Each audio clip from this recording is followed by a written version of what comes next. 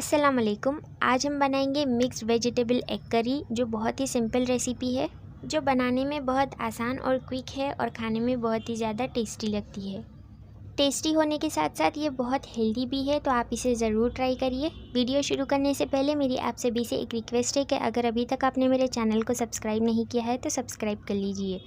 तो इस मज़ेदार सी एग करी को बनाने के लिए हम एक कढ़ाई में 4 से 5 चम्मच तेल डालेंगे और इसमें 2 बारीक कटी हुई हरी मिर्च और 2 बारीक कटी हुई लाल मिर्च डालेंगे। आप क्वांटिटी अपने हिसाब से एडजस्ट कर सकते हैं, क्योंकि हम इसमें लाल मिर्च पाउडर नहीं डालेंगे। अब हम इसमें इस तरीके से महीन कटी हुई 100 ग्राम पत्ता गोभी डालेंगे, यानी कि कैबेज। फ्लेम को हम मीडियम पर रखेंगे। अब हम इसमें एक कटा हुआ गाजर डालेंगे। अब हम इन्हें लो टू मीडियम फ्लेम पर 5 मिनट तक पकाएंगे।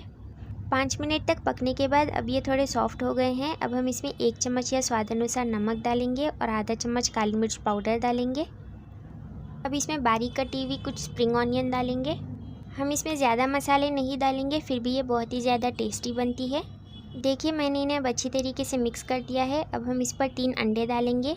आप 3, 4 या 5 अंडे भी इसमें यूज़ कर सकते हैं। अब इन्हें ढककर हम 1 मिनट तक पकाएंगे।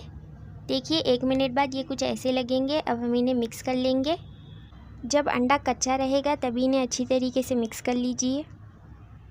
अंडा और सब्ज़ी को अच्छी तरीके से मिक्स करने के बाद अब हम इसमें हमारा लास्ट इंग्रेडिएंट कुछ बारीक कटा हुआ हरा धनिया डालेंगे। अब इसे अच्छे से सौटे कर लीजिए और इस पर ढक्कन ढककर इसे लो टू मीडियम फ्लेम पर 2 मिनट तक पकाइए। तो देखिए, अब हमारा मिक्स्ड वेजिटेबल एग करी तैयार है। आप इसे किसी भी टाइप की रोटी, चावल और ब्रेड के साथ सर्व कर सकते हैं। ये बहुत ही टेस्टी और हेल्दी रेसिपी है और बनाना भी काफ़ी सिंपल है, तो आप इसे ज़रूर ट्राई कर देखिए। ये आपको बहुत पसंद आएगी। आशा करती हूँ कि आपको ये रेसिपी अच्छी लगी होगी। अगर आपको ये रेसिपी पसंद आए तो प्लीज़ मेरे वीडियो को लाइक करिए और ऐसे ही क्विक वेज और नॉन वेज रेसिपीज़ देखने के लिए चैनल को सब्सक्राइब करना मत भूलिए। वीडियो देखने के लिए शुक्रिया।